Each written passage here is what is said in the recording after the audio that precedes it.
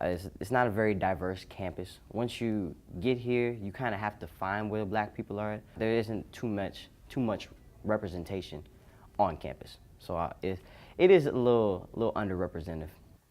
Troubling race relations nationwide have put a spotlight on minority representation. At primarily white institutions like Ohio University, white students make up at least half the enrollment. For non-white students, this means less representation. Historically, black students have accounted for less than 5% of Ohio University's total student population. However, on the 5th floor of Alden Library, a collection of books and archives lets all students look back at the impact African Americans have had here at Ohio University. The Discovering African American Life and History exhibit is put together by the Mons Center for Archives and Special Collections. Partnering with the Center for African American Studies, the exhibition showcases little-known aspects of African American history, national and local, past and present.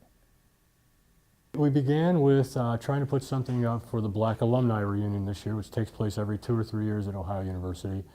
And we decided that we wanted to put something up that would last a little bit longer than that, than just for the alumni reunion. Along with archives, the exhibition includes a poster collection. Decades of speakers and performances by African Americans for African Americans shows how Ohio University has tried to better represent black students on campus. But there's only so much the university can do.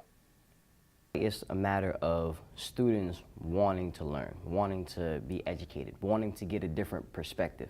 I feel like the school can do whatever they want to put out information, but at the end of the day, there isn't much the school can do. It's more about, I feel, the individual and wanting to gain knowledge and learn about somebody else. Students of all races can look back at past experiences of African Americans here in Athens. Before the alumni, past experiences shown in the exhibit are even richer in memory.